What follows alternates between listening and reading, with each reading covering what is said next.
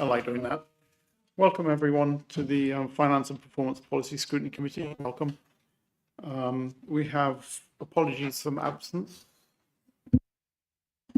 We have apologies from Councillor John Campbell, Mike Croker and Claire Vickers. Thank you. Item 2 on the agenda is minutes. There are two sets of minutes. Minutes dated the 1st of September and minutes dated the 23rd of September. I take it you've all read the minutes. I'm not aware of any comments that have been made to Democratic Services. So can we take these as a true and accurate record? I propose and seconder. Thank you, Councillor Emery. Okay. Councillor Brown, so I take it yes? Thank you. Declarations of members' interests. Are there any declarations of members' interests? Item 4, no?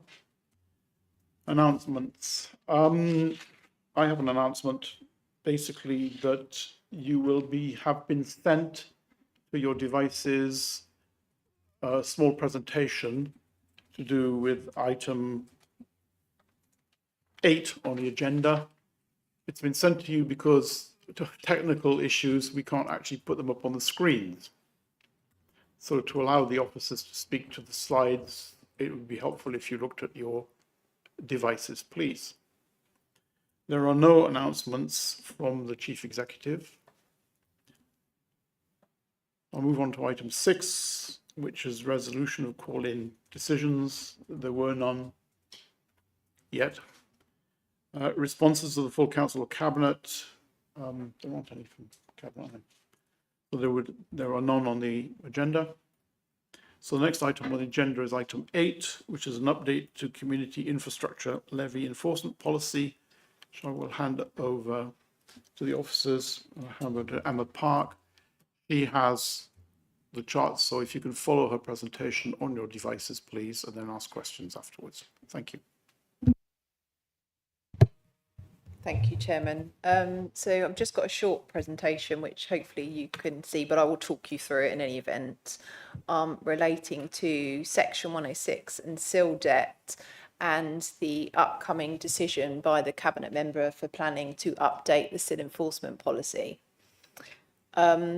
SIL debt, so SIL is the Community Infrastructure Levy. So the process for that is set out, and it's quite strictly set out in national legislation, in the SIL legislation.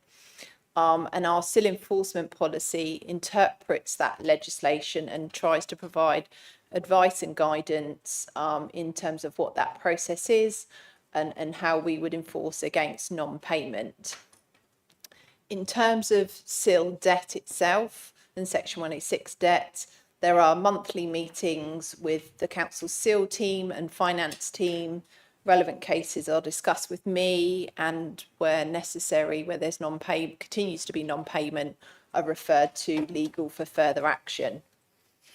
In terms of understanding SIL debt, a couple of the key reasons we consider that there is SIL debt is a lack of understanding of the process and a lack of professional advice being sought from individuals, and when it comes to developers, generally cash flow issues. So in terms of the SIL enforcement policy, there's a number of bullet points here, so I won't run through all of them, but we can certainly share this. We created a SIL enforcement policy a couple of years ago now, and following feedback and a review of our debts, are making a number of minor, there's nothing fundamental there, but a number of minor changes to the policy, mainly to provide some further help and guidance, so people actually understand the legislation, because it is quite complicated, particularly if you're bringing forward development, kind of building your own house, for instance. So there are various points in there. It's clarifying when surcharges will be applied, what's mandatory and non-mandatory. We've discussed late payment interest with the £50 is set out in legislation. So there's a number of of changes to support people to understand the system, which ultimately we hope will lead to less debt with us. In terms of the current SIL debt itself, so there are one slide sets this out. So our biggest debtor with an amount of 347,000, it actually relates to a site where they are seeking, it's been bought by an affordable housing provider and they're seeking to bring it forward for 100% affordable housing. You might be aware that in our SIL charging schedule, if it's affordable housing, it's 0 rated, so that it won't be applicable to pay SIL. So effectively, once the Section 106 amendment has been agreed to deliver 100% affordable housing, the liability will be removed and it will no longer show as a debt. So it has been on there for a little while, particularly because of delays with water neutrality. So whilst it is a debt, it's not really a debt, if that makes sense. There are other cases where we've agreed payment plans. So there are 4 cases there, and we're allowed to do that. And obviously that does ensure that the debt is paid over time. There are some cases where, and SIL does have a number of appeal mechanisms where people can seek to dispute the charges or the methodology. So there are a few cases there where there are ongoing appeals or ombudsman complaints. So we're just holding whilst those are resolved. A couple where we've agreed that SIL will be paid on completion of the selling of the development, and this is quite often related to cash flow issues, and a couple of others we're reviewing further action on. In terms of SIL debts, the Section 106 debts, we have 3, 2 are currently in discussions in terms of recovering them, and 1 where the developer sought to remove the affordable housing contribution. That's been refused, so we're just awaiting the kind of appeal timescales before we pursue that further. So I think, generally speaking, my view is debts are being managed appropriately. There are some cases where, as I say, particularly for self-build developments, where perhaps if they had applied for an exemption, they perhaps wouldn't have had to have paid SIL, and that's where the SIL policy changes are seeking to support with that further information. We do obviously have an extensive website. There are details on our permissions granted in terms of SIL, so we signpost wherever we can, so people have the right information. I hope that's helpful. Thank you. Thank you, Emma, for that presentation. Any questions before I ask mine? Councillor Circus. Emma will remember the case that I referred to her, and she was very helpful because this was the farm shop, do you remember? And we had to agree, or you very kindly agreed what in credit terms would be called an easy payments plan. But it was a really quite scandalous situation because they were doubly exempt, because it was a self-build and because both owners were disabled. And you rightly pointed out how difficult it was to do a great deal because of the tightness and rigidity of the regulations. I had a particularly scratchy conversation with our Member of Parliament over all of this. I just wonder if we're talking about changes to enforcement policy, whether it would have had any bearing. I presume not, because if fundamentally the regulations hadn't changed, I presume there wouldn't be that degree of latitude. But I wonder whether these talking about changes of enforcement policy would have had any bearing. I'm sure you can. I'm sure it's etched on your memory, Emma. Yeah, sorry. Thank you. You're right, Councillor Circus. This is enshrined in the law itself rather than our enforcement policy. and so the changes wouldn't have made a difference. The difficulties that some people face is they don't lose the exemption, it's the fact that they haven't applied for it in the first place. So if you don't apply for an exemption before you start development, you can't get one, essentially, and the law is very, very rigid, and we don't have the ability to have discretion to take a different view. I'm aware the Cabinet Member for Planning has recently written to the Housing Minister asking for changes to the SIL legislation, and I'm aware a couple of other councils have as well, given some issues that have been highlighted nationally. And the government have said that they are reviewing the SIL legislation, and are aware of some of the difficulties people have faced in navigating the system. So there may be changes coming, but they're not in place now, and this policy can't address that issue because that's a national legislation issue. Thank you. Go ahead. It was suggested that some authorities had nevertheless wiped out the debt when there was a reasonable excuse. I don't know whether there's any reason to think that we might have done that. But of course, in this particular case, it was doubly unfortunate because they didn't forget to put in the SIL application. What happened is they reasonably relied on a third party who should have known, and on the face of it, knew how to handle SIL applications, and they forgot on their behalf to put in the application. So that is a particularly irritating feature of that case. But I remember we had some questions put in council about all this, and there were some authorities who were purporting, despite the tightness of the regulations, to wipe out the debt in certain cases. I don't know how that was resolved, and whether there were significant differences that justified what they did as opposed to the line we were taking. Do you want to come back? There's one authority, not some. Wow. Some authorities have refunded SIL where they've made a mistake, and there is a bit we're adding into our SIL policy that if we as an authority make a mistake, then we have the ability to rectify that. There's one authority that has taken a different view and has effectively used discretion where the law doesn't have discretion. So I think we've taken our own advice on that, and whilst we fully recognise the circumstances of some individuals, we're clear on what the law says and allows us to do. Thank you. Thank you, Councillor Hogben.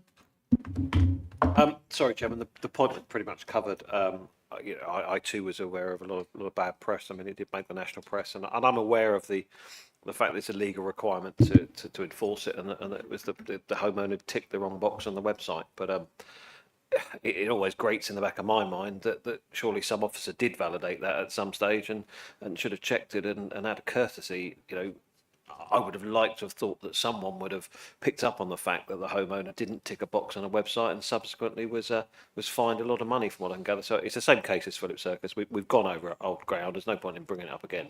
But obviously, any changes to the policy, you're sure that's in the back of everyone's mind to try to avoid it happening ever again. Please, by all means.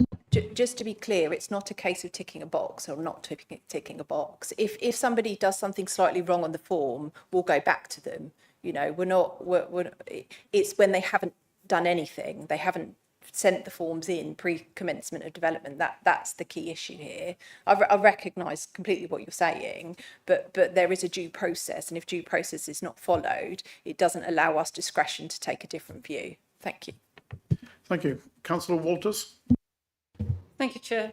I'm not sure if this question's been asked outside of this meeting.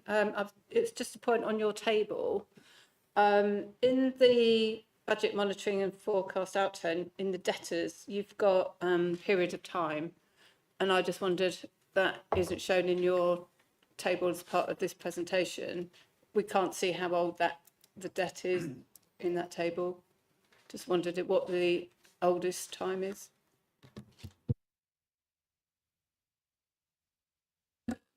Are you referring to the second developer? But this obviously covers part of the debtors that are in the next agenda. Yeah, that's what I'm item. trying to correlate. Yeah, Because it doesn't. so all of them are within that table, and the oldest ones in the table obviously go back to So I'm on 16, 17. page, oh dear, 23.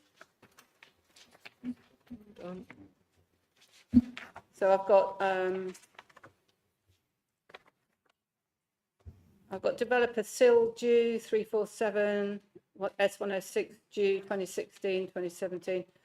It's just a point really to say that it would have been nice to have it crossed over.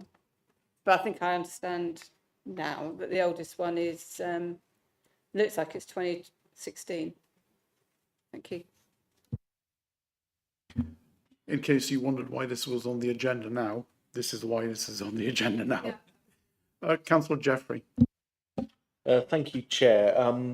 Just so I can get clarity on this, I believe in the other local authority that's been referenced in terms of the SIL real refund, if you will, the reason they were able to have discretion in that scenario, correct me if I'm wrong, was because they didn't fully follow their own processes. Whereas I think the argument is that we have in this instance, and therefore we don't have that discretion. If that's correct or not, please do clarify. And just a follow up to that in regards to the decisions made here.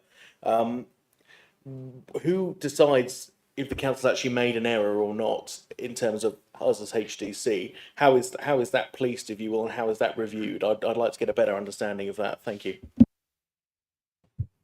I don't wish to comment on what another authority's done, really. All I can say is we've taken extensive advice on the matter, and we do not have discretion to refund or pay people back or not charge them if they haven't applied for an exemption in accordance with the legislation. So we're clear on that point, and have got advice on that point. I've forgotten the second part of your question, Councillor Jeffries. In terms of the if there's an error, right? There are various mechanisms. There's a few cases which are currently at appeal.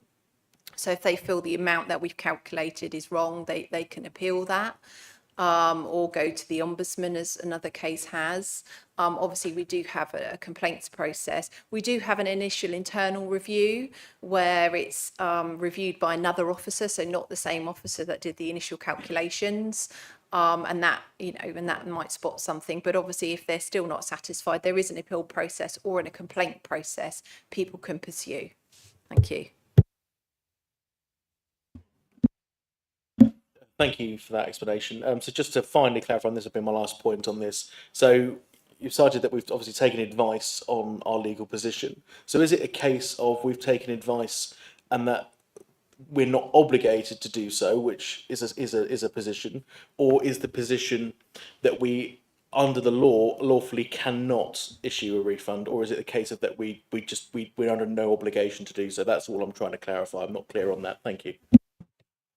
I tried to explain it because I think it's the longest advice I've ever had. It's really complicated. Essentially, the point is the law sets out exemptions. The law sets out a process by which you can apply for exemptions. The law gives discretion for some elements of SIL and not for others. It's relatively black and white. The point is we can't create something, a different scenario that's not in law. So if the law wanted to allow it, it would have allowed the council to have discretion, as it does with some things like some surcharges. It doesn't allow us to have discretion where people haven't followed due process. And therefore you are creating a different outcome that the law doesn't allow for. I hope that makes sense. No, I understand what you're saying. Thank you. Thank you for that. Councillor Grant. Thank you, Chair. And I've just got a general question on SIL, just for my understanding. The 347K developer SIL that we saw in the presentation that's now being downgraded or removed because of the because of that. Are those funds already allocated to a budget and therefore that will impact anything, or is that 347k aside from any budget? Does that make any sense, that question, Dom? Not sure who's going to reply to that. Well, Emma or I Dom? can answer that. No, it's not in a budget, Oh, in essentially. any budget? Okay. No, there is a process whereby we look at what we spend SIL monies on, but that SIL money's already collected. So that it's not based on liabilities sent. So it doesn't form a budget. Okay, so it's not going to, oh, sorry, Chair, if I can just follow up. So there's not going to be any sort of little tiny black hole No. where that money was? Okay, thanks. Thank you. I think in the size of our budget, we wouldn't actually notice, to tell you the truth. I have two questions of my own, if I may, Emma. One is the payment schedule for SIL specified in law? In other words, that you have to pay 50%, 30%, 20%, or is it up to us to define that schedule of payment? But I'm not sure I can give you for major schemes. You can come back to me later if you want. Yeah, I think for major schemes, there are triggers whereby you pay a certain percentage, etc. Obviously, if there's non-payment and it becomes a debt, then it's a case of what's a reasonable payment plan. So in terms of if it's not a debt, there are triggers set out in terms of what percentage you must pay at each point. But a payment plan is a separate matter. Thanks. I'll leave the other question, it's too detailed. Any other questions? Well, thank you, Emma, for going through this. You're welcome to stay, but if you'd like to beat feet, you're quite welcome to leave. I'm going to stay for the next one, just in case there's any questions for me, and then I'll go on to that. Okay, fine. Well, thank you.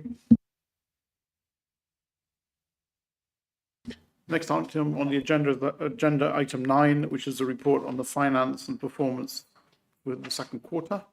I will hand over to Dom and to Samantha. Sam, and off you go. Thank you. Thank you, Chair. So the forecast is an operational surplus of 531,000, which has increased since the last committee meeting.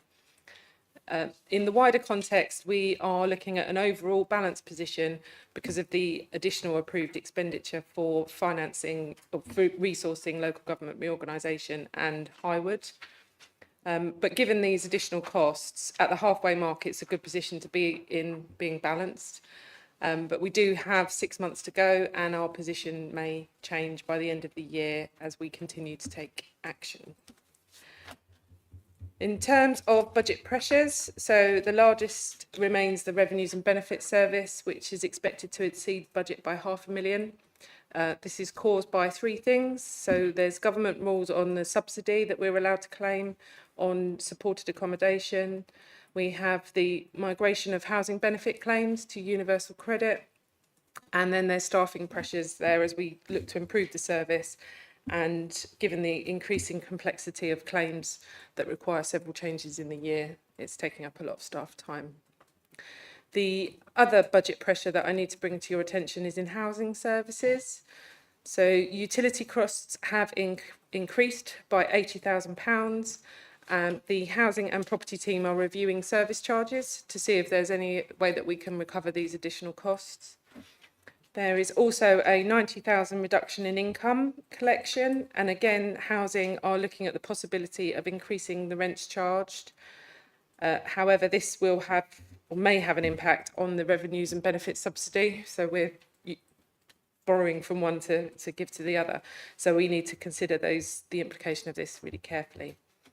The other pressures in housing, we've also reintroduced the bed and breakfast KPI, which Jack will come on to later. There has been additional income of 18,500 on the garden waste since our last meeting. However, this does still leave a budget deficit of £60,000. We have investigated the reasons for this, and the 25-26 budget was set using the number of stickers that were actually sent out the previous year. And this number of stickers included several batches that were resent for replacement. Therefore, the loss of income is due to an error in setting the budget rather than a drop in the number of customers. but it will be corrected in the 26-27. On the plus side, we've got income up in planning, building control, treasury investment income and parking, which offset these additional pressures. Any questions on the revenue for Emma? Any questions from the committee? Councillor Ellis-Brown. Thank you, Chair. Section 1.7, capital expenditure at month 6 was 4.8 million, 27% of the budget, and we've got 58 projects. Have I jumped the gun here? Apologies, Chair. That question has been raised a number of times. I'm sure there will be a comprehensive response in time. Councillor Jeffrey. Thank you, Chair. I just wanted to pick up on the £500,000 overspend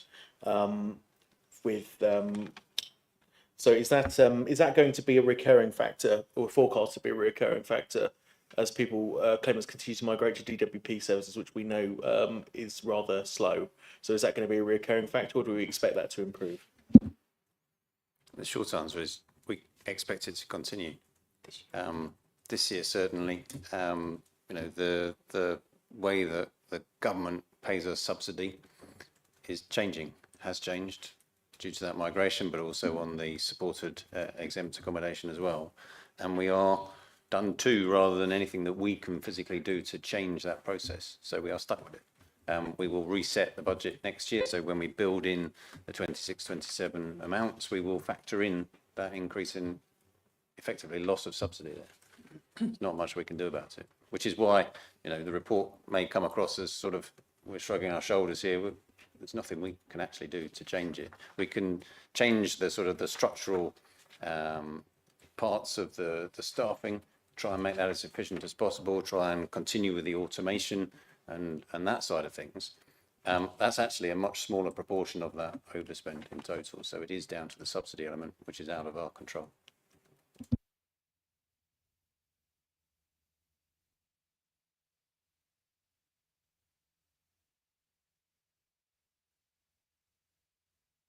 So coming back to what Councillor Brown, we'll do the revenue first and then we'll do the expenditure afterwards, okay?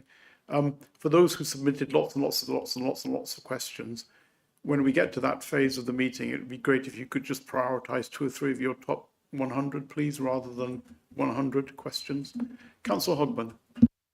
Well, just a question on capital income. I mean, the Director of Place isn't here, so I'm not sure when the best time to answer it. But there's we've got the rec rooms that have got a lot of expenditure, and we've got which I understand is empty, and there's a loss of income. And we've also got 37 the Bishopric, which was a capital building that seems to have sat empty for a couple of years now. I mean, both these figures are six-digit holes sitting in the and I wonder whether, I mean, certainly as a backbench councillor, I've not had any updates. I've not seen them come before over in Scrutiny. I've not read anything in the cabinet papers about them. So I wonder if we could just get, due to the literally size of black hole, I guess, on those 2 particular properties, whether an update, please, Chairman. Hand over to Dom. So I can update you with what I know, which is the income for the investment property in the Bishopric. Bearing in mind we bought that 2 years ago, is still not in the budget, and I haven't seen sign of anything that will be put into the 26-27 budget either. So I think that is a very good question, because we are sitting on an investment property there and not making any income at all. In fact, it's costing us through rates and insurance and security and all those sorts of things. So, I would encourage you to ask those questions there. The second one was on the rec rooms. So we were working very, very hard on a deal with an organisation that was going to come in and invest in that property. Sometimes when you go to all that trouble, it still falls short, so that is no longer on the table. So we've piled a lot of energy into trying to have a solution there. We're almost back at square one on that particular one. We need to invest in it because it has sat there for a while. It's properties that sit there deteriorate fast.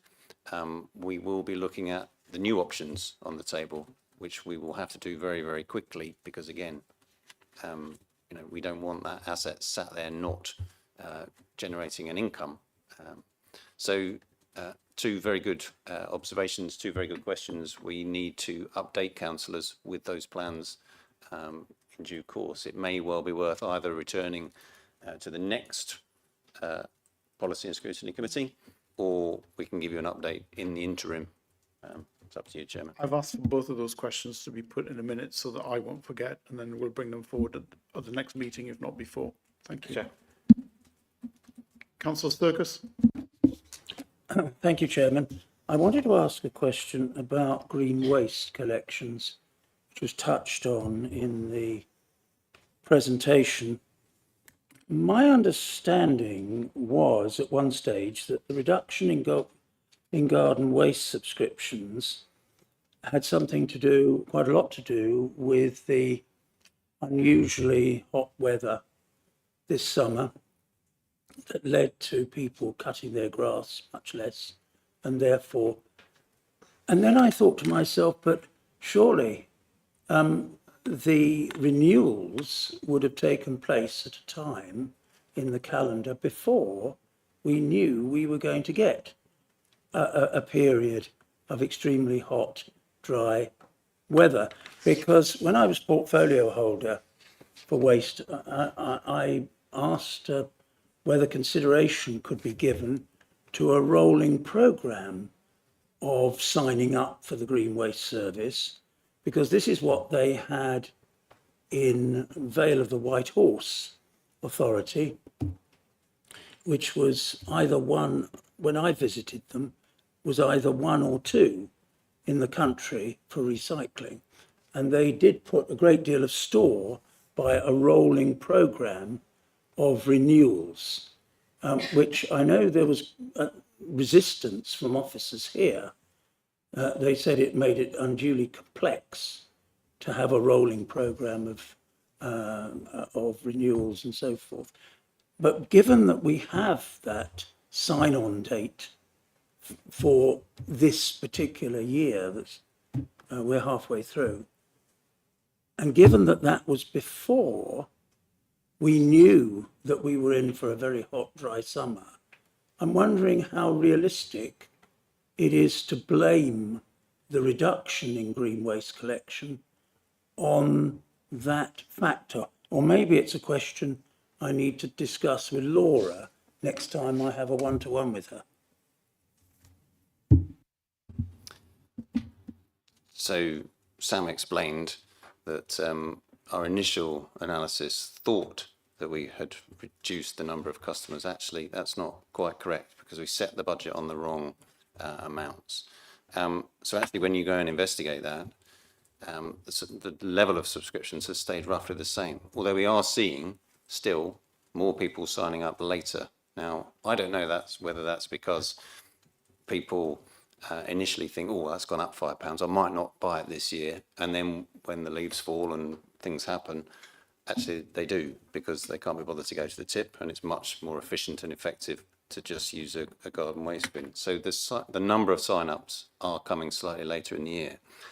I actually think that's a good thing, because you're actually only providing the service then for a fewer number of weeks, rather than then that bleeding into the following year. If you had this rolling programme, people perhaps might leave it a little bit longer, and then you get your subscription August to August, and then maybe the following year it might be September to September. So actually, from a administration point of view, there are pros and cons for doing that rolling programme and pros and cons for not doing that rolling programme. At the moment, I don't think it's worth, as an organisation, having a rolling programme, or even a 3-year subscription or something, largely because we might not exist in 3 years' time. So what you seem to be saying is we shouldn't pay too much attention to the bad weather factor in terms of looking at these figures. Correct, Yeah. and neither the price increase, which hasn't had the effect that perhaps we thought earlier when on the wrong information. Yeah. Maybe Councillor Bainham can cast the light on it. Yeah, I think Dom's actually sort of covered it pretty much. But in the absence of my colleague, the cabinet member for waste, I'll just reiterate the points that he's made. But also just coming on to the cost of the increase.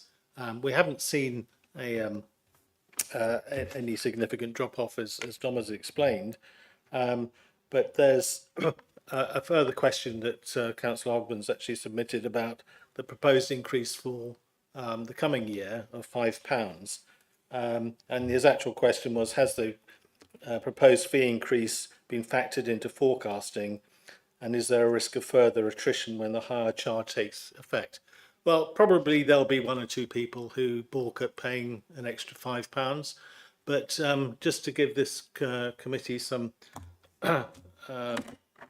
assurance, there would have to be an 8% drop in subscriptions before it, for it to be not worthwhile to do. And an 8%, that is very significant. I mean, the 1,000 that was incorrectly accounted for before, that's about 3%. So you can see what the difference is there. Thank you. Well, that's looking forward to the next item on the agenda. Councillor Walters, at least we've answered one question for the next item on the agenda. Thank you. Car parking. I'm delighted to see that the income has increased. I wonder, my question really is whether that's based on the events that we've been holding on a Friday. I mean, the papers talk about the Sunday tariff increases are performing better than expected. Presumably that means more people are coming into the town on Sundays than we expected. But Friday lates have been exceptionally well supported. And I just wonder whether if that data was available to us to say, these days have changed as a consequence. I just think it would be a pat on the back to the events people, because they've done such an amazing job this year. And I'd like to congratulate them because it has improved the income that we get on that. Thank you.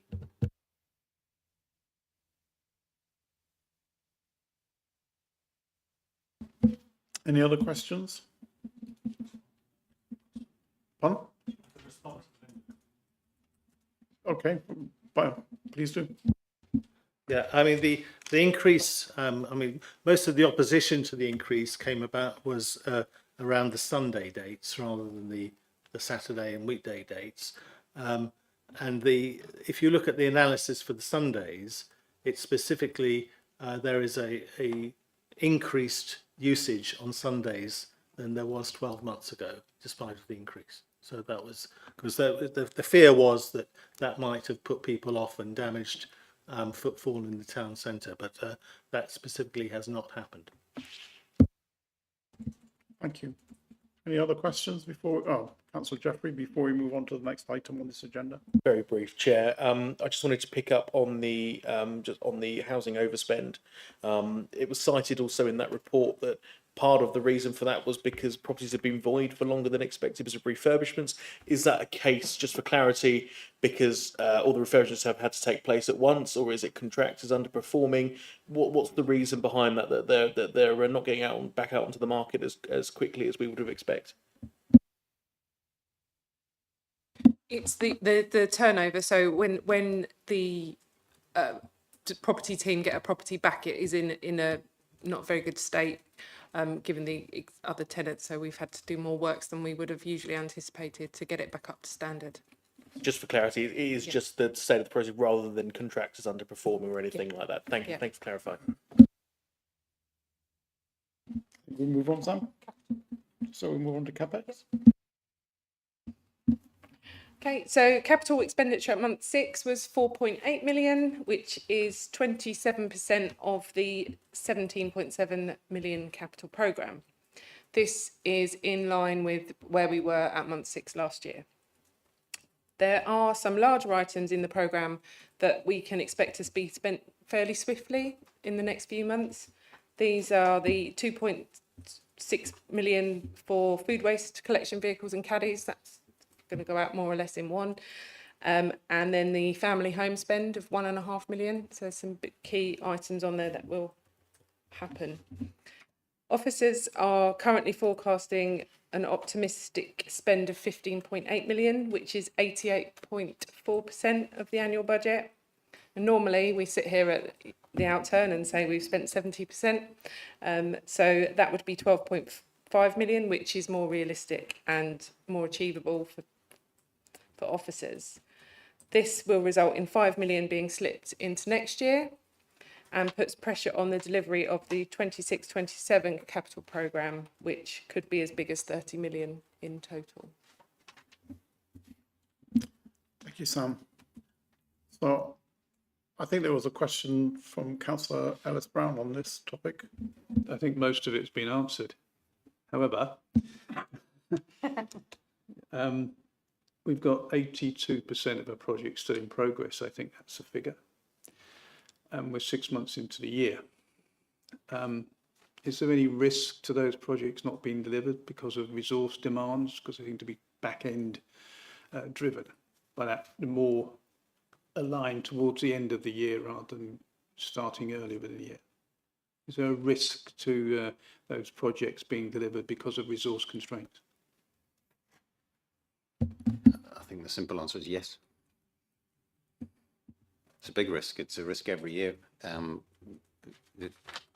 As much as we are trying to increase capacity within the property service, so we have taken on a trainee and we are in the process of recruiting. For me, that's too late in the year. That should be done prior to the start of the year, so you get a full run at the 1st of April for the 12 months. So we are playing catch up a little bit, and the size of everything is getting larger. So this is a larger capital programme than the previous year, and next year, Sam just mentioned, we're talking about £30 million, you know, which is an awful lot of, you know, stuff to deliver. You know, we should be doubling the size of our staff involved in the capital programme, if that's the realistic target. But that comes with a huge, you know, revenue cost as well. So. Thank you very much. Councillor Hogman. Thank you, Chairman.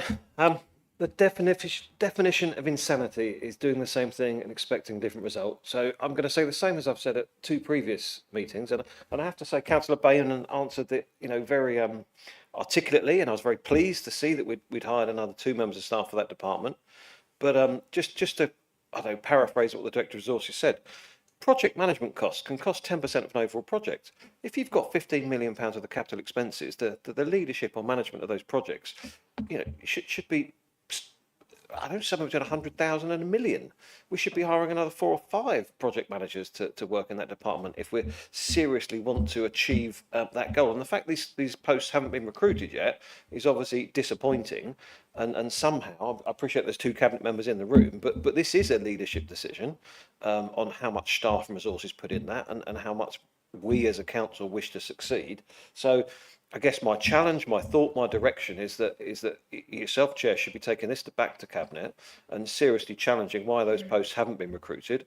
What we are going to be do differently next year, or what steps our Cabinet going to take to support the leadership of the council in delivering a successful capital programme. So nothing new. I just sound like a broken record repeating the same thing. But we do need to take it, and Cabinet do need to support the leadership team on this if we're going to make headroads into that capital programme. Thank you, Chair. I did raise the point with the Director of Finance in my questions to him, and basically drew the analogy and pointed out the parallel world that if you look at paragraph 1.8, my words were, this paragraph defies belief, is my words to the Cabinet, to the Finance Director.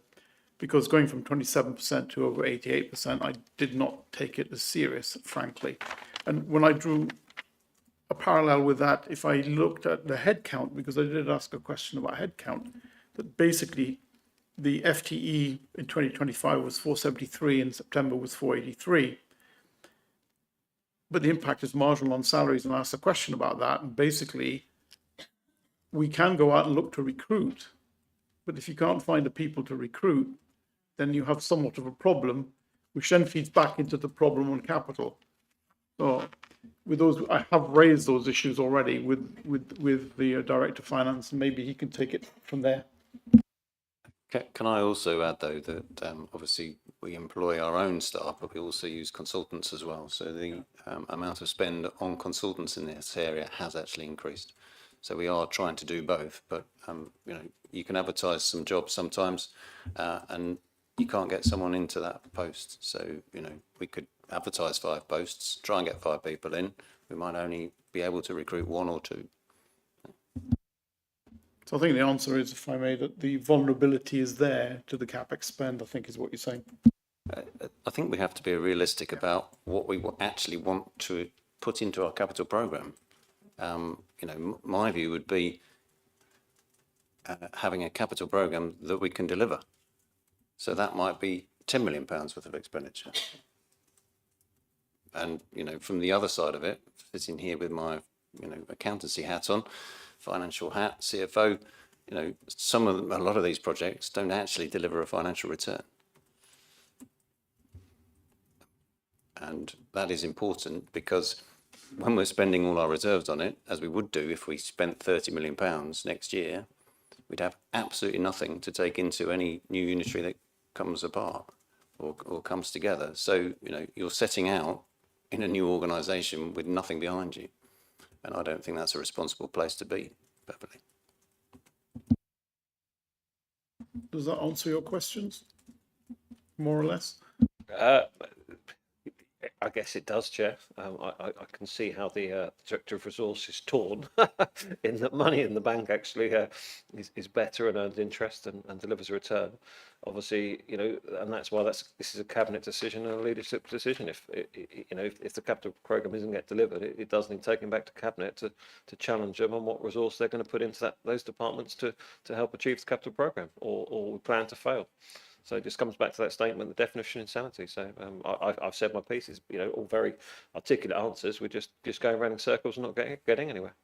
Thank you, Joe. Thank you. Councillor Len Ellis-Brown. Thank you, Chair. I think, sorry.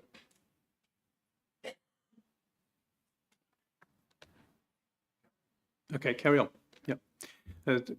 A very good point made there was that we may need to, when perhaps you give due consideration to prioritising what we are doing, and perhaps we need to do fewer things. You know, it's well established in change that if you try and do too many things on too many fronts, you achieve very little. So I think the important thing there is we may wish to consider prioritising what exactly we are going to be doing. I think Councillor Bainham would like to have a word. Yes, just briefly, thank you, Chair. It's sort of there's a bit of a pendulum going on here. When I was at one of the meetings of this committee, not sitting in this room but in the last room, when we presented our capital programme for this current year, I actually got some criticism that it was not ambitious enough and we should be spending more. Subsequent to that, we have added some things to it, such as the Highwood programme, and we're also committed as a cabinet to ensuring that we don't actually put in things that we can't deliver. We're never going to get 100%; that is not achievable. But you know, last year we achieved over 70%, similar to the previous year, and that compares to capital spend of under 50% in years before that. So I think it does show that we are committed to providing the resource to see through our capital projects as far as we can, and they're there not because, you know, it's a wish list of, you know, how can we spend all our money. They're there because there are things that the public are seeking and that we are seeking to provide in service to them. Thank you. I think the criticism at that time was the fact that the ambition wasn't big enough on the capital expenditure provided, but the point was made that the resources might not be there to achieve the expanded capital programme, so not to hold back necessarily from hiring consultants or people from the outside on short contracts, which the Director of Finance has said is being looked at. So to be fair, it's a bit of both, but you're correct in saying that there is a bit of a swing here because the resource isn't there to spend what you want to spend. It may well be that the resource is not available when you go and look for it, but we don't know that when we go and look for it. Councillor Grant. Thank you, Chair. And I think it's great that we have an ambitious capital programme. My question, though, is: are we saying that the risk to delivery on these projects is purely down to lack of project managers to take care of those projects? Is that the one roadblock that we have? Or did I misunderstand something? If only it was that simple. There are numerous roadblocks in there, and you know, a lot of the things that we try and do are quite often done in partnership with somebody else, or you know, on somebody else's third party this, and with a legal agreement for that, and at every turn there's an obstacle there, which makes, and this is part of the reason for officer optimism, because you think, well, yeah, we should be able to deliver that in a year, and actually you come against these humps in the road that actually cause you to veer off course, or you know, you can't do it that way that you first envisage, or you didn't build enough consultation time, or there are so many factors that mean you're very, very unlikely to deliver 100% in any year. So is that the only factor? I mean, it's a big factor if you don't have the people to project manage it and deliver it, and you know, do the surveying and do it, all the parts of the parcel. It sounds very easy. Oh, you know, when it's just lines on a piece of paper, that should be dead easy. In theory, it should be. In reality, it takes twice as long as you expect it to. Please come back. Okay, so we've got an ambitious programme. We are more than halfway through the year, and we're at 30% of delivery or something like that. Is that what we're talking about? So obviously there's a big issue in delivering these ambitious programmes for residents. And I guess from my side, and you know, running a business also, is that if I'm at 30% at halfway through the year, I should have some mitigation and plan to understand, first of all, identify that I have a roadblock on delivering my programs, and then an understanding of how am I going to mitigate those roadblocks, because you know, it seems drastically low at this stage compared to where we might have thought we might be. So is there anything that we can do to speed up or boost these rollouts, or are we completely now running at this trajectory? Thank you, Chair. So Sam pointed to one or two big chunks of money. So the vehicles that will, you know, run our food waste trucks will turn up. I think we've almost had the first one this month. You know, they will start to come through. That spend is, you know, I won't say guaranteed in case they aren't delivered, but that's, you know, more likely than not to spend before the end of the calendar year.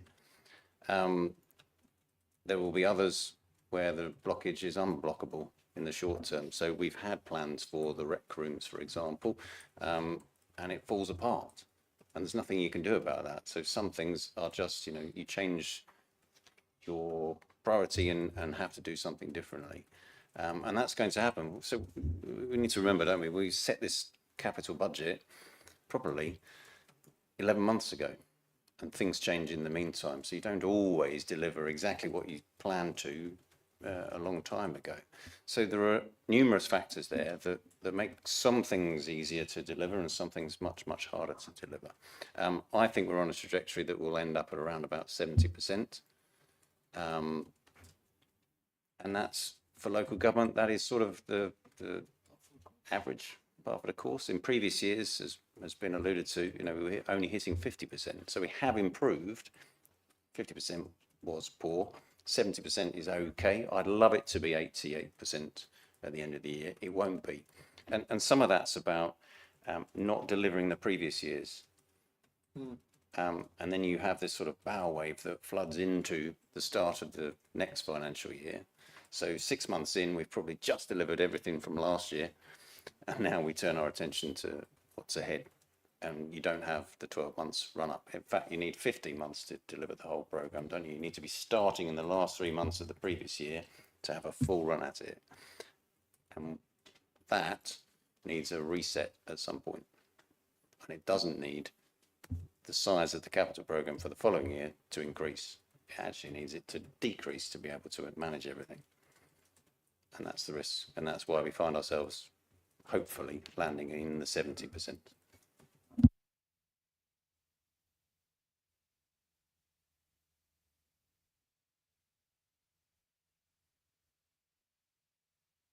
Yes, just taking up a bit further on that last question from Councillor Grant. There was never any suggestion that we were going to spend the capital programme, 1/12 of it every month. It doesn't work like that. And 27%, it's not that we should be at 50% now. As been alluded, there are a number of big ticket items that are scheduled for later in the year. But just to say, where does the 88% forecast come from? That is the considered opinion of the heads of service who are spending the capital budgets. And there is some scepticism tempered by the director of resources, which takes that down. But that's not just a figure that we've sort of come up in the air. That is what the heads of service think that their departments are actually going to deliver.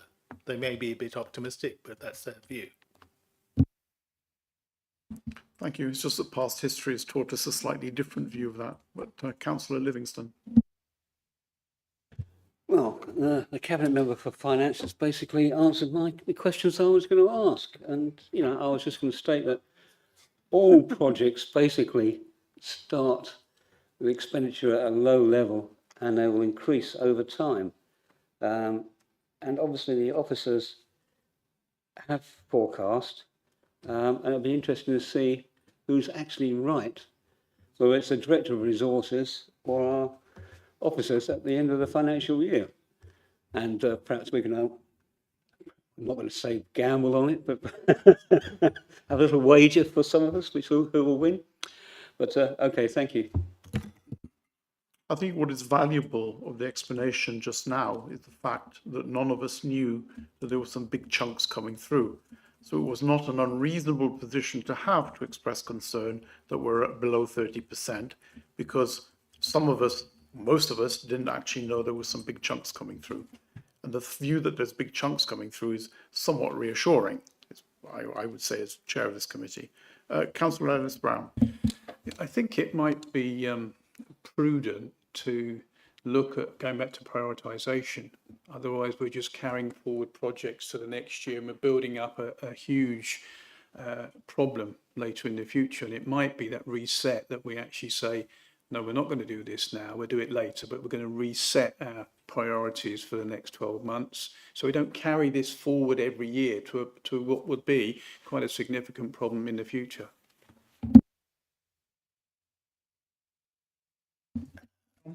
I agree with that, and I would love to see the conversation between councillors of which areas are prioritised and which aren't. And there will be some, won't there, that we will want to prioritise. So the Capital Theatre, which will be a big chunk of expenditure, £8 million or so next year, needs to be top of that priority, doesn't it? That seems to be the one that we should deliver, and then it's some of these things are being delivered in different areas, different wards, different parishes, etc. That will be an interesting discussion, sure. Or we could add 3 months onto the year and start again, but that's not going to happen, is it? Councillor Ellis-Brown, follow up. Yeah, I think we can. We had a briefing last week on the survey of residents, and I think we could take some of that as a steer. And I think, I can't remember the exact figures, but for arts and facilities, like only 46% use that. Well, let's use that to improve the numbers, and our main project may well be the capital, with an O, sorry, not with an A, with an O.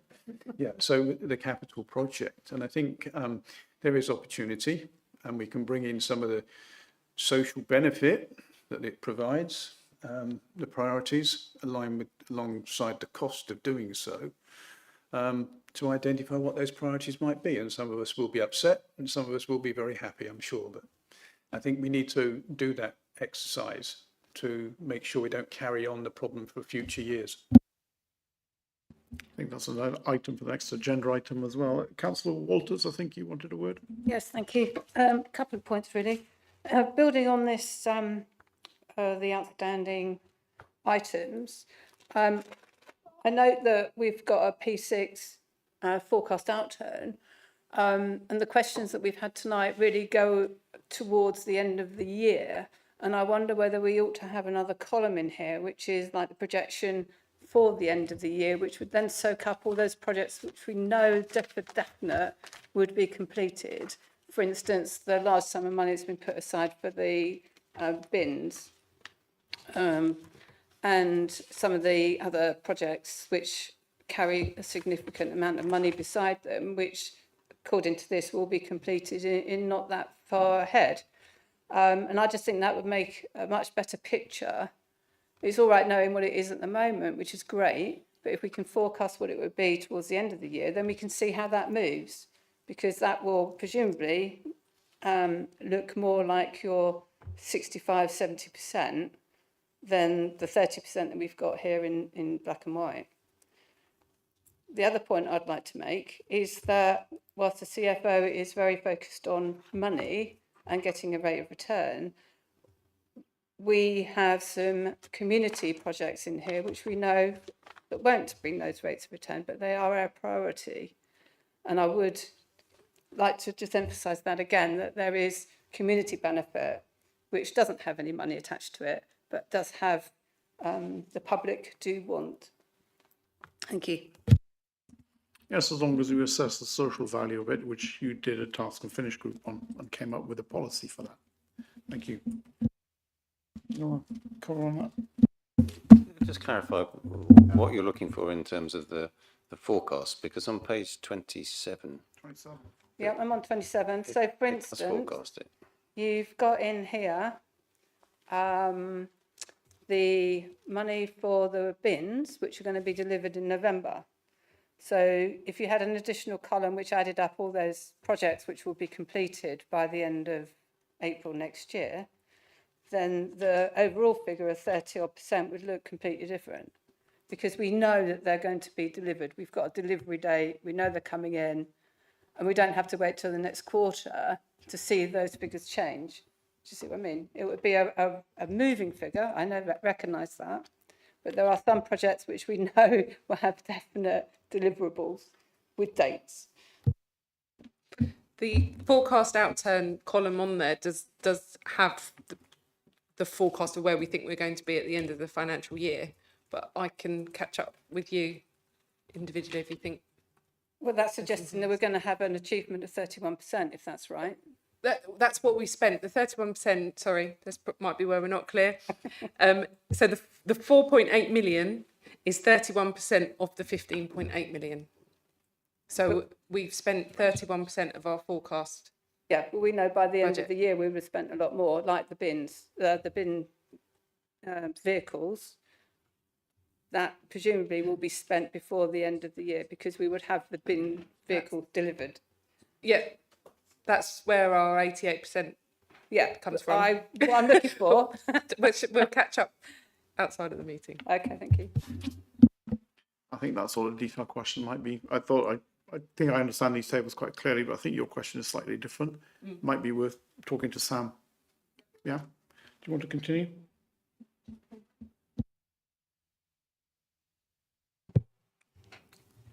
So performance at the end of Q2, in terms of KPIs, we're reporting 3 red KPIs, 5 amber and 16 greens. Of particular note, we have number of households in bed and breakfast accommodation. This is now being reported as an individual KPI rather than within temporary accommodation. That's following the rise in that performance indicator that we noted when we were here in Q1. As outlined in the report, we're beginning to see a decrease in following a peak in September. The ebb and flow in this data is commonplace as the needs of the district vary. Action is always ongoing within the housing team to keep this figure as low as possible, with each household having a specific plan which is tracked over time. Quality assurance, our LA error rate continues to be reported as a red KPI. That's despite our improved position, and that's because it's reflective of our corporate risk, due to this being our pre-audit figure, and with the audit still ongoing, there remains a risk of further errors being identified and then extrapolation, taking the level of error over the lower tolerable threshold and therefore potentially you losing subsidy. Our combined speed of processing of both new claims and changes of circumstances continues to be reported as a red KPI. The starting point after annual billing was higher than in previous years, and the volume of correspondence have increased. The rate of increase has now plateaued, and significant improvements have been made to the automatisation of work coming into the service. This should allow the service to use more of its current resource to address the backlog and get it towards the target before the annual billing cycle that starts in earnest in January. Whilst the KPI relating to quality of decision making for major applications between April 23 and March 25 is higher this quarter, it is important to note that this national KPI is finalised in December this year. This means that it will only take into account any further major appeals which are determined by the Planning Inspectorate up until December 25.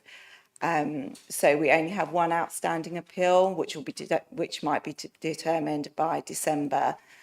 Therefore, there's no risk for this KPI in this period, so we won't exceed the 10%. As this KPI is based on a 2-year rolling period, we're already within the next KPI period of April 24 to March 26. Unfortunately, as always, the targets are announced once the period has started. However, I'm flagging this one now, as should the target be reduced to 5%, there is a significant risk to the council failing in this KPI and putting the council at risk of planning going into special measures. The current forecast for this period is 5.68%, but obviously a few lost appeals could bring that higher for us. In terms of the annual plan and projects, progress against the annual plan is reported from page 55 of your packs. These are obviously our annual objectives, and as such, 58 of the 70, so that's 82.86%, are currently still in progress at the month 6 point. However, we do already have 6 actions that are completed. We do have 3 that are already closed and 3 on hold. We have 1 action with internal issues, 6 with external issues, and 2 have both internal and external issues, and they would be the projects we were more concerned about finishing by the end of the financial year. The report also contains details of projects which are considered major but are not listed as part of the annual plan, and that begins in your packs on page 87, but the detail of those is in there.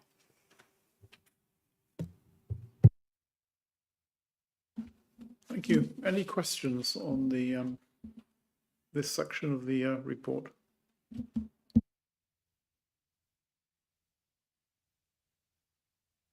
Councillor Circus.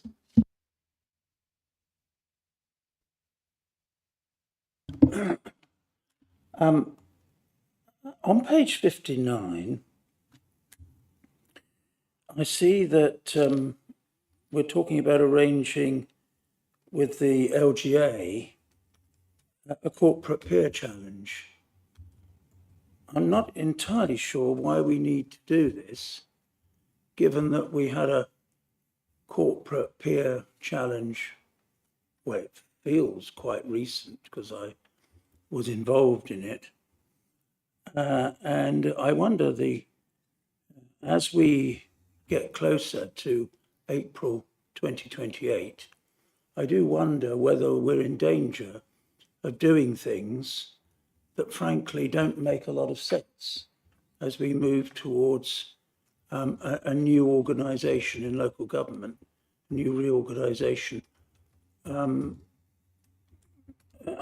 just surprised that we've got another LGA corporate peer challenge, and what quite what the point of it is so soon after the last one, and what is the point of doing a lot of these things as we move to April 2028? I know the Cabinet Member wants to come in. I can easily answer the difference between the two. So the last one was just on governance Right. and our governance arrangements. This would be a full review across all the elements. So it could be on planning, it could be on housing, it could be on the finances. It's the whole works. So that's the difference, and why we're having a full one rather than another repeated small one. But shall I let the cabinet member come in on that? Yeah, you've, Sorry. yes, Tom's actually pretty well covered it, but I would say we've got 2.5 years left. The peer challenge will happen in the early new year. They do their work pretty quickly. They will come back with recommendations, and you know the last 2.5 years of this council is not a time to be coasting along. It's a time for preparing. It's a time for making sure what we're doing to the best of our ability. And the LGA offer these peer challenges, and I think it would be remiss of us to not accept it.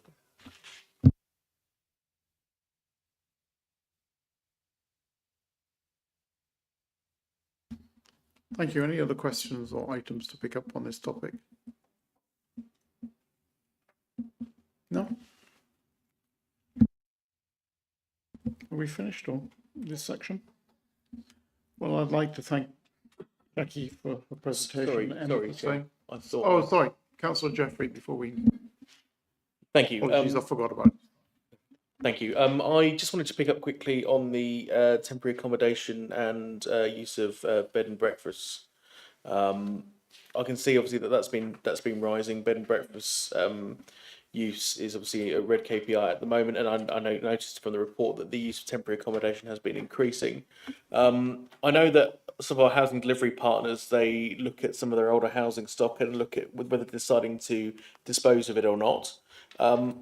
At the moment, are we working with our housing delivery partners to consider potentially using some of that stock that's under consideration for disposal as maybe short-term solutions to easing the reliance on temporary accommodation, which could in turn then decrease the reliance on bed and breakfast accommodation? Is that something we're looking into? I don't know the figures on the number of properties under consideration for disposal, so I don't know if it would make a material difference.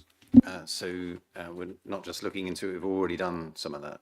We've done it, I think, on 2 occasions so far, and we are closely reviewing other options as well within that. So I suspect there will be more of those coming forward. It is a route to providing some further accommodation that's out of action.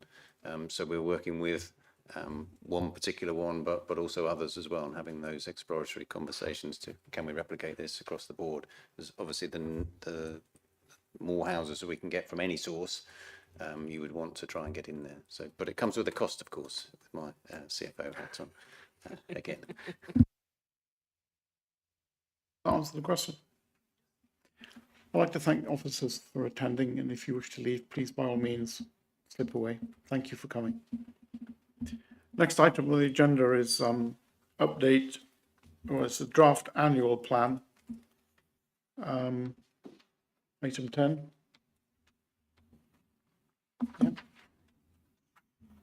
From the financial position and MTFS. Yes, the update on the financial position and the MTFS, sorry.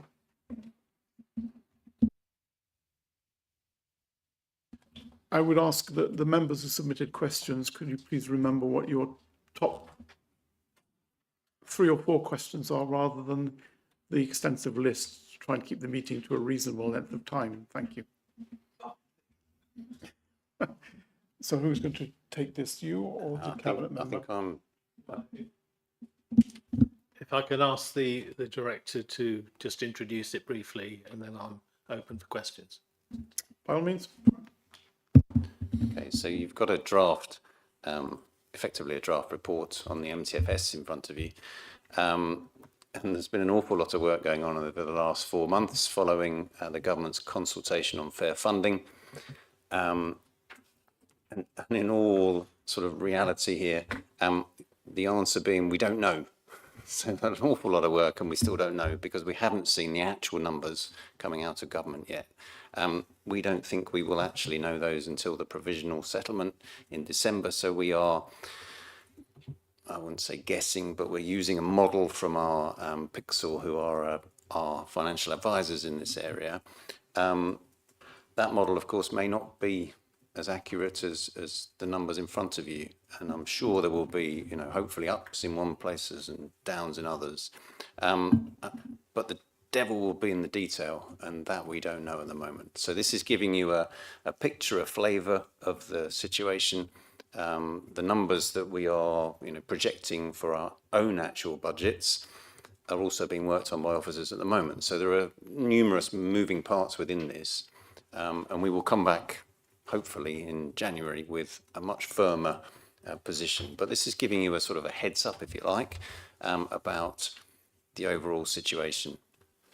The sort of the good news, when we do find out in the provisional settlement, we're told that it will be a multi-year settlement, a 3-year settlement, which is ironic, really, isn't it? In that we'll only be here for 2 years of it, but better late than never. My sort of feel for it, and we've crunched lots of numbers in lots of different directions, and some worst case scenarios and some best case scenarios, etc. I think overall in 26-27, in terms of the funding side of it, we should be all right. However, there are two things to really take note and to work through, and we set this out in table 2, which sets out our assumptions, and table 3 translates that into financial costs and financial benefits. The net expenditure of this council is rising rapidly. In 2022-23, we had a net expenditure of around £12 million. And you can see from the table in there that actually that's forecast to climb over £20 million. So expenditure is rising fast. And the difference in the year between our current year and our next year is going up something like £4.5 million, potentially. A lot of that is food waste. It costs money, doesn't it, to crew these things and buy them and run them and, use the fuel, etc. So £2 million-ish on that side of things. But everything else is going up. Salaries are going up. Inflation's going up. It's all a factor of expenditure increasing. And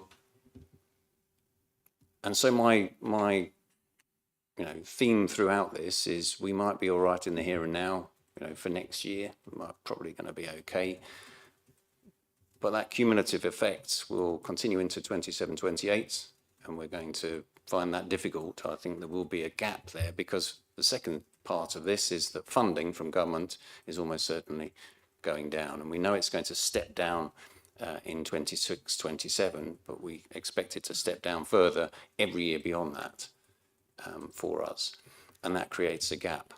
And whilst we may not exist in 2 years' time, 2.5 years' time, whatever authority takes over still needs to be financially solvent.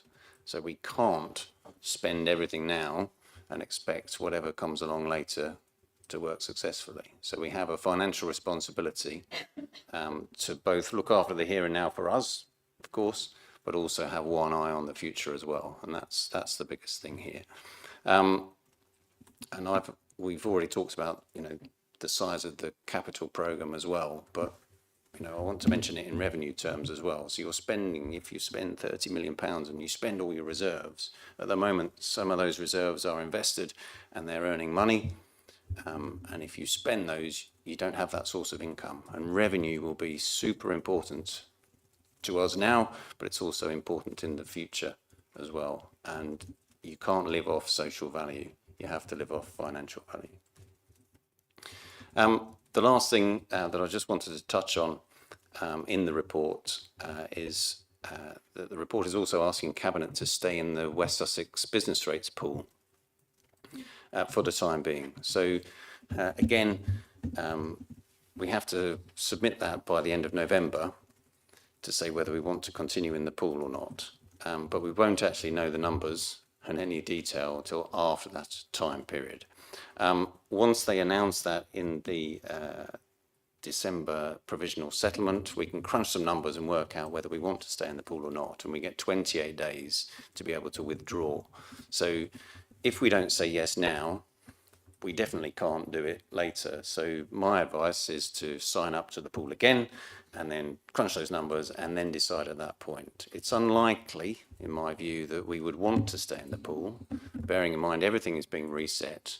The growth is, taken out. So when there's a little bit of growth in there in the system, you can lose and still be okay. When you're starting from zero, you lose a little bit. There's a big risk that actually it could cost you to stay in the pool. So we will have to look at those numbers very, very carefully. But if we don't stay in for now, we can't be in it later. So that's why that's recommending that we stay in it. We say yes provisionally, and then we make a decision later. Okay, happy to open up to any questions. Thank you. Any questions before handing over to the Cabinet Member? Councillor Circus.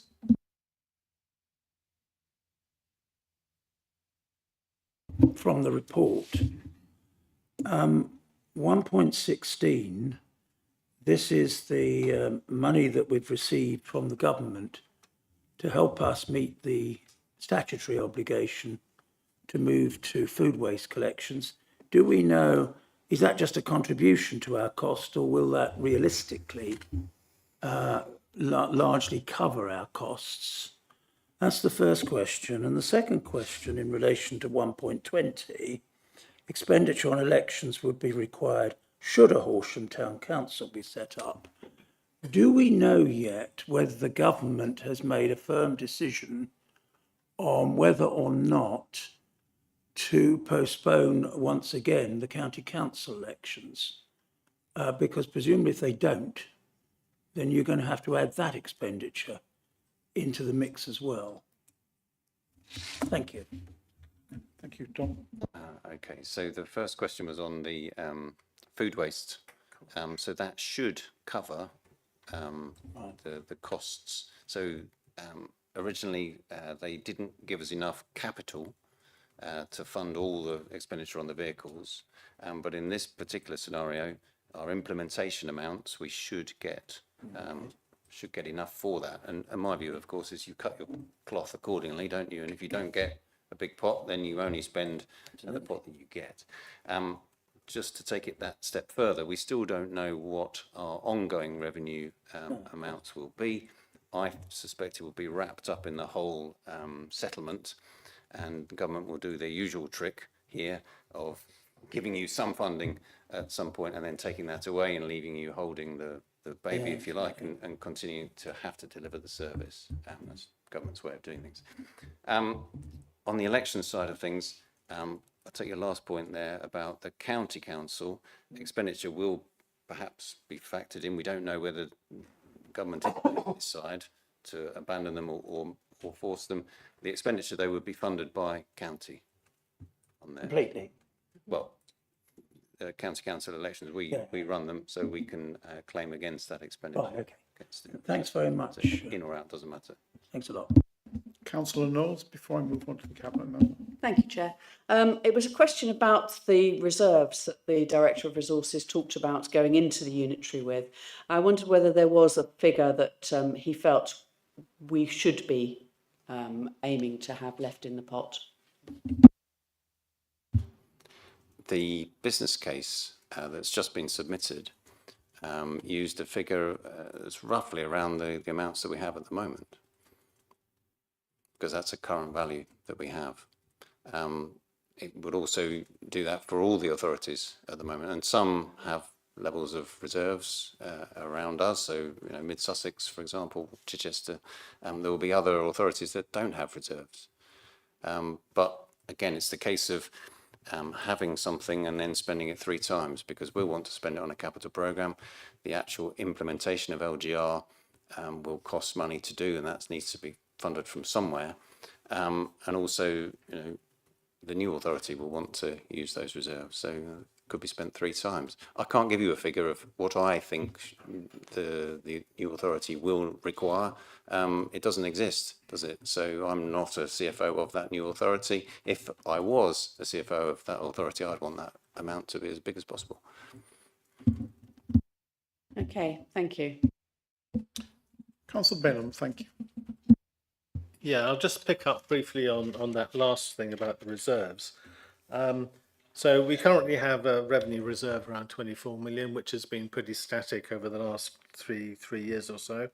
Now, how, you know, what is the correct figure to go in? I mean, it's very difficult to say that. I mean, you could say, well, we only need about 4 or 5 million reserves because that's our statutory requirement, and we have like 20 million above that. So you could, from that point of view, you could say we're highly over reserved. On the other hand, it depends very much what is the unitary that we are going to go into, and what is the state of the combined finances of all those constituent councils. And it's a different position if we go in with everybody than if it's the favoured option that we recommended of ourselves, Crawley and Mid Sussex, with Mid Sussex having, as Dom said, a similar reserve position to ourselves. Not quite so with Crawley. No, they don't really have a lot of money, but there is a bit of a balance out there. So it's really impossible to say. But once we know, at least we know which unitary we're going into, then that makes it an easier calculation to make. So, and given that we're going to know that early New Year-ish, then we will work on that. But the precise answer to the question is it's really is something that the council will have to decide on in the budgets leading forward to transition. And then just something on the MTFS. So when I took over the role of Cabinet Member for Finance and Resources 2.5 years ago, I inherited from my predecessor, Councillor Hogben, a 4 million projected deficit up to 27-28, which is the anticipated end of HDC. Now, through careful management and curation in those last 2.5 years, that 4 million projected deficit has now become a 1.25 million surplus. So we've achieved it at least to the end of the council. Now, we're not going to stop that now, but we've done that on an annual basis going forward, and we will continue to do that for the lifetime of the council to address it, because at the end of the day, you know, when we come to an annual budget, it's going to be balanced. There's no question about that, because it's a legal requirement, and we will take the necessary measures to do that. Other than that, I think the director presented the paper pretty comprehensively. I don't think I have any more further comments, but I'm very happy to take questions. Thank you. Are there any questions from from committee members? Sorry. No. Non-committee members? No. We don't want to stop it. Ah, okay. Well, I think that draws that one unexpectedly to a close.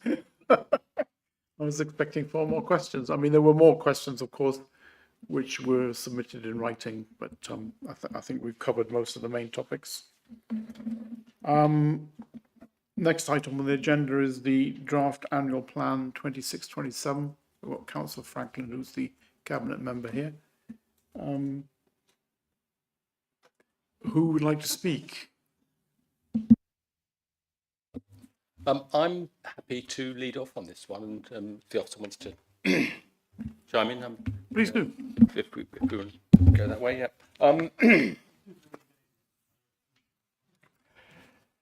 Yes. Do we have any time limits this evening?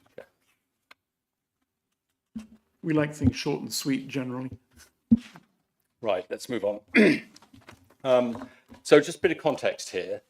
The annual plan 26-27 is at draft stage at the moment. This is the first draft that's been issued. The annual plans which are generated in each year sit underneath the council plan, which was produced for the period 23-27 with our key themes, objectives and aims for the council period. And within each of the annual plans, we will we come up with new initiatives, objectives, projects, etc., that we want to initiate in the course of that council year. Now, some of these initiatives may be exploratory, or investigative. Some will be much more concrete and easily time-bound within that year. Others may be continuations of projects from previous years, and others may only be initiating a project that may run on for some period beyond that particular plan year. I'm going to perhaps draw out some of the items, particularly from this report, because I know there are questions that were submitted, and I may be able to answer them in just drawing them out from the documentation that is here.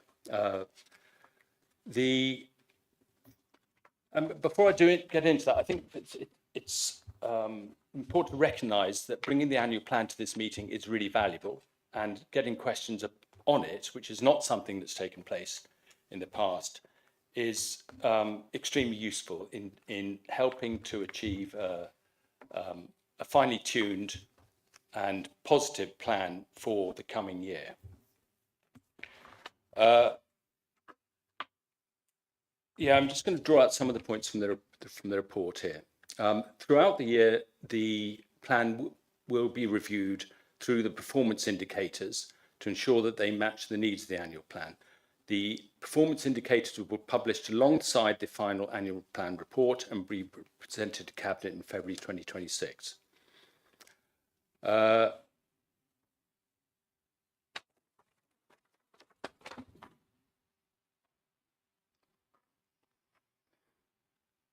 Yeah, 1.4. In creating the draft annual plan for 26-27, the current annual plan has been reviewed by the Cabinet and senior officers of the Council. And the performance of the final annual plan 26-27 will be monitored along with key performance indicators and will be reported to the Finance and Performance Policy and Scrutiny Committee on a quarterly basis. The consultation and engagement. The monitoring officer and the director of resources have reviewed this report and the draft plan to ensure legal and financial probity. The Chief Executive, Director of Place, Director for Communities, as well as heads of service have all worked with Cabinet members during the development of the draft plan. And in addition to that, Cabinet members had consulted members of the Liberal Democrat group for ideas to incorporate within this annual plan for 26-27. I would remind us that the annual plan is not a detailed project delivery plan. There were questions regarding whether we should have resource planning, budgets, timetables, milestones, etc., and that just wouldn't be appropriate for the detail of an annual plan either at this stage or at the final stage in February, when it will go for approval. In general, the creation of objectives within the annual plan,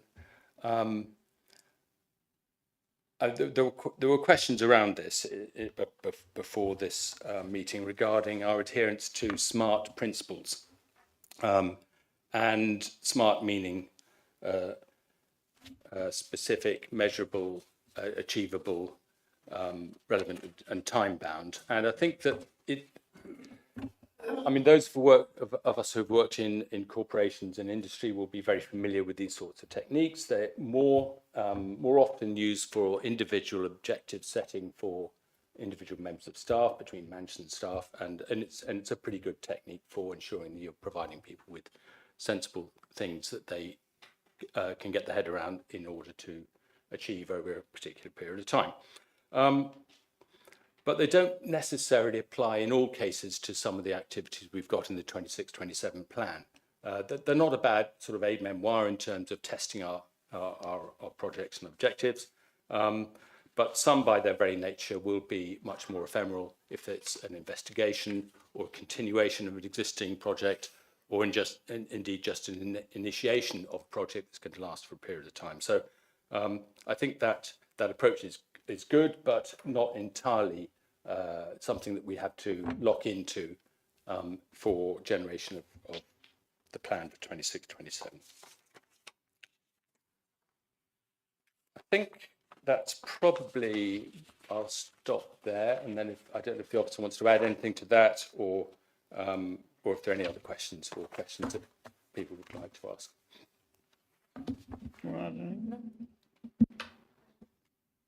Well, before going to questions, I mean, I actually did raise this issue with the Director of Finance, because when I was looking at the way the budget is being shaped and basically doing the corporate policy type announcements with the administration's plans, I was having difficulties identifying in the budget what exactly is what. And basically, it seems that we are a bit early yet, but I understand the corporate plans, but basically, if you have an annual plan and you have an idea and a number of issues that you wish to address or put in or carry out, you've got to have some idea of possible costs and resource demands, because of course that directly impinges on the previous topics that we were discussing. So it's something that we'll be watching very carefully, because at the moment there is no flesh in the budget, and that does cause concern because we've already got pretty tight budgets. So I hear what you said about it's not a corporate, down to the nth degree, but you will need to have some idea of the impact in terms of resource, be it financial, officer or whatever, as an observation, basically. Do you want to come back on that before I hand over to questions? Yes, I accept that. I think that, as a reminder again, this is a draft. There are items in this draft plan that when we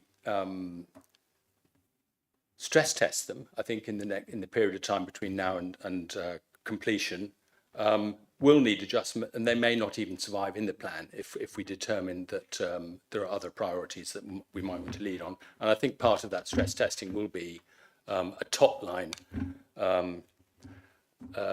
assessment of the impact on budgets, and maybe my colleague here might want to contribute there. Councillor Bainham, do you want to? Thank you very much. It's a little bit of a chicken and egg situation.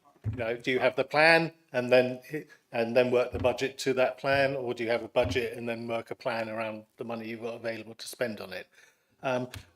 Yes, I mean, in essence, it's a confluence of two specific things. So while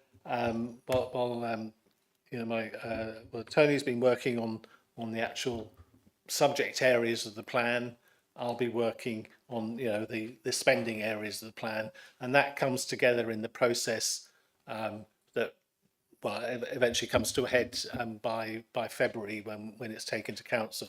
But it's we're working in partnership on this, and I don't think you can really do one first and then the other one second. So, but I appreciate the question because it's quite relevant. Thank you. Thank you. It's just the text that we saw was long on rhetoric, but had little meat behind the rhetoric, so to speak, as yet. That was my concern. I'll hand over. Do any members of the committee wish to raise questions or ask points? Councillor Ellis-Brown, I'll start off on the left. Thank you, Chair. Just an observation, really. In the draft plan, it says, look for opportunities to generate income and reduce costs in order to support our services. Perhaps we might wish to consider rephrasing that. So it's look for opportunities to generate income and improve our operational efficiency in order to support our services. Might be a better way of expressing that, especially as the current climate as we move towards April 2028. Thank you. You want? Noted. Okay, officers have noted. Councillor Livingston was next. Yeah, just an observation as well. Under supporting people and communities, I note we're missing out a big chunk of our community, elderly and disabled. We've got no provision in there to support that area, those people, which form probably about 7% of our community.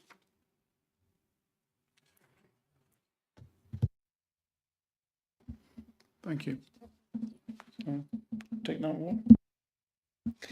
It's not that it's not there, it's just not explicitly there. So the capital refurbishment works, there is going to be a changing places facility and significant works for accessibility there. Perhaps we need to draw the wording out a bit more and look at other projects as well. Yeah, I take your point, but we're in a town in a district where there are many facilities which don't conform to, for instance, pubs without toilets for disabled, restaurants where you can go down to a toilet. All these need to be identified, and what I'm looking for is possibly an inclusion of some sort of budget where we can identify these and then work with these people to improve. There are so many areas where we can improve the disabled and elderly, including the provision of our, housing. We've got people who want to move out of their existing residences, want to downsize, and what we're building 3-storey houses. Elderly and disabled do not want 3-storey houses. So we need to look at this, I think, in more detail. Thank you, Councillor Livingston. Sam? We have 2 cabinet members behind you, so they may have a comment to make. I don't know. Well, no, they're colleagues of yours, so hey. Councillor Frankland. Yeah, so Councillor Livingston and myself have engaged on this actually, and it is a proposal I think that has been discussed and is undoubtedly of merit. I think there are certain things in our in development of new construction or putting new developments where it is a requirement that we take account of the needs of elderly or physically disabled. I think that the project that Councillor Livingston has in mind to extend that across in a much more broad fashion definitely has merit, and is something that the council should interrogate much further, I think, to find out what is feasible really, but whether it forms a specific action in annual plan 26-27 or not, I'm not sure. Thank you. Do you want to come back, Councillor Livingston? No, I'll leave it at that. Thank you. Okay. I think I've got Councillor Hogman. Thank you, Chair. Thank you, Tony, for your update, and I hope my questions on the local annual plan were challenging. I've never liked the way Horsham's annual plans are written, so this particular annual plan, and it's interesting that when you look at other councils, the annual plan is sometimes written by the leader of the council and the cabinet, and it's sometimes written by the CEO. And I wasn't aware until I was a sort of senior cabinet member that the leader of the council does the chief exec's performance appraisal and sits down with them and helps evaluate and review them each year. And if I was a CEO, I'd love a woolly, loose, vague annual plan, because it's very easy to me to achieve my KPIs and operational standards and be held to account. So it's an incredibly important document, and I'm trying to be very supportive, but equally this is the direction, the leadership, the strategy that the cabinet is setting for the council, and I don't personally think it can be worded stronger, but that's my personal opinion, and obviously I respect other people's views on that. I did have a specific question around Cedars Farm, which has crept in there. I brought this up, I think about a year ago as one of my first meetings. That particular stretch of land, which I believe is in Billingshurst, I don't know how much is confidential, but I believe it had like a 7-digit value assigned to it in an old capital plan to be disposed of. So it's a potential huge income and revenue generator for the council, which seems to have gone from a very profitable bit of land to, I don't know, open access recreational site. I guess because it's got such a huge market value, I wonder whether we should have a slight more update on that particular value of that piece of land, and how that's got signed off, or how that's got approved, and how that's sort of gone under the, I don't know if gone under the radar is the right word, but I particularly like an update on that one, please, Chair. I can't comment on that. Could you, Tom? Can the cabinet member comment on that? Well, either one of the cabinet members. As a board member for Billingshurst, I'll sort of keep an eye on it. Yeah, as you'll know, all the parish councils have been given a list of the assets and land that the council owns in their parish. They have then all been given the opportunity to express an interest in taking over that land, and they don't have to if they don't want to. They may only wish to take over some of it.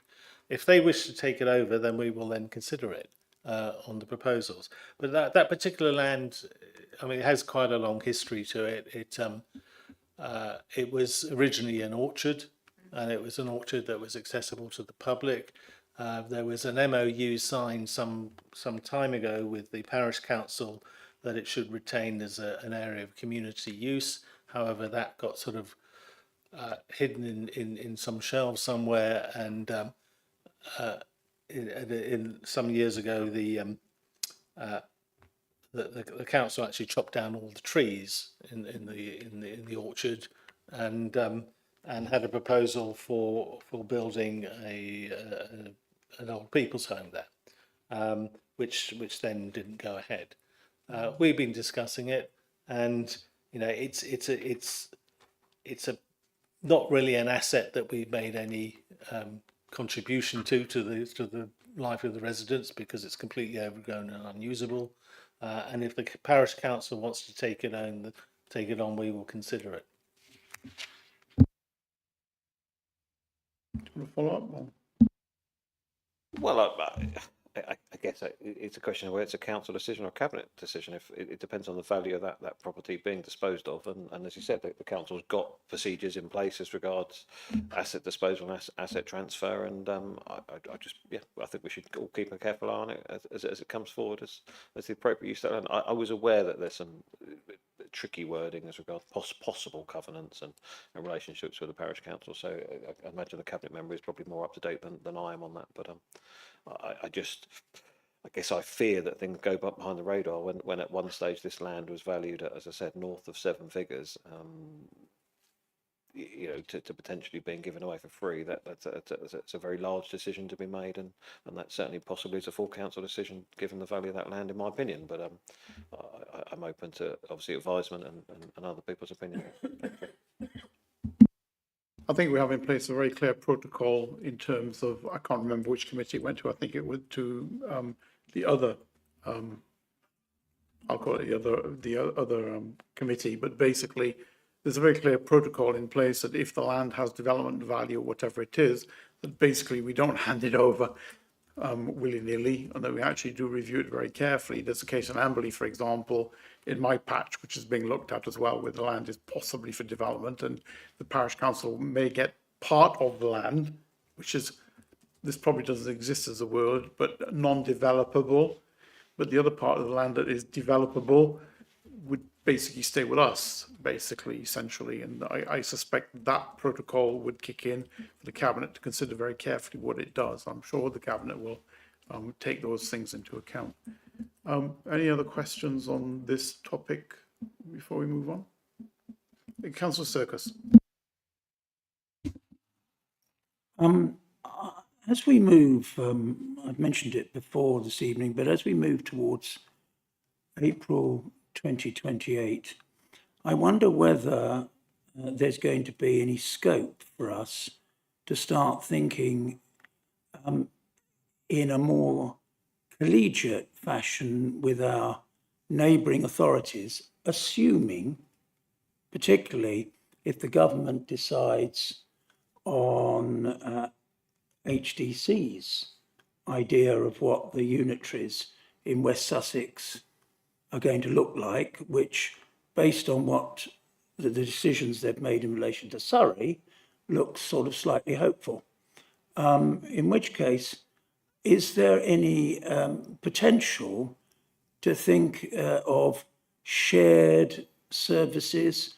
I mean, over the years, whenever the issue of unitary authorities has been raised,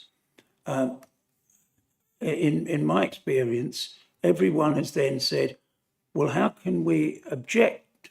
How can we defeat the move towards unitaries by engaging in more shared services so that we can persuade the government you don't need to have unitary authorities? Well, be that as it may, is there any way we can think in terms of involving, once we know the decision, and if it is the decision HDC wants, is there any mileage in us increasingly thinking and consulting and seeing whether we can share views, services, almost in anticipation of April 2028, or would it be true to say we can't do anything like that until there is at least a shadow unitary authority in place at the beginning, in the middle of 2027?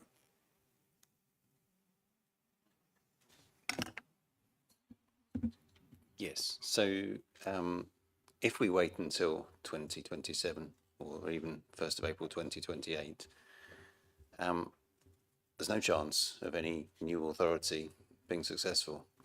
And it's how early do you go, I suppose, isn't it, on this? We don't know the direction at the moment of exactly what that might look like, but we can do various things, which I would call sort of housekeeping, if you like, in preparation for whatever decision comes along. So we can cleanse our data properly. We can make sure that everything that we don't need anymore, is filed properly and we have the right data. And we can get all the bits of information about the systems that we use and the policies that we use in place, ready for, sharing and aligning with others.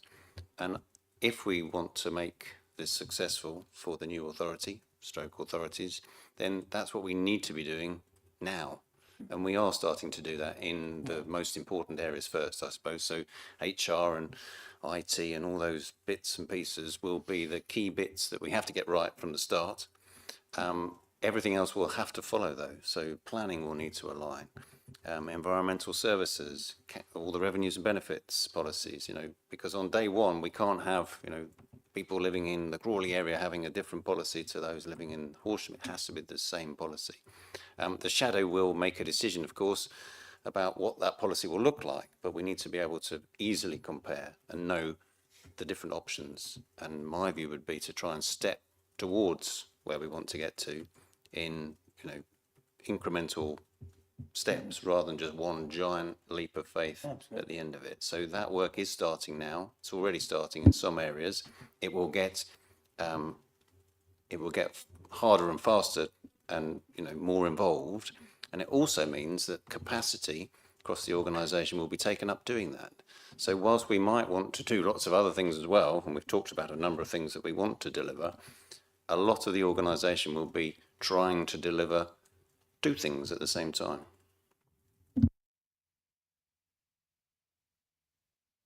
Councillor Bainham, you want to come back? Yes, I can just add a little bit to that.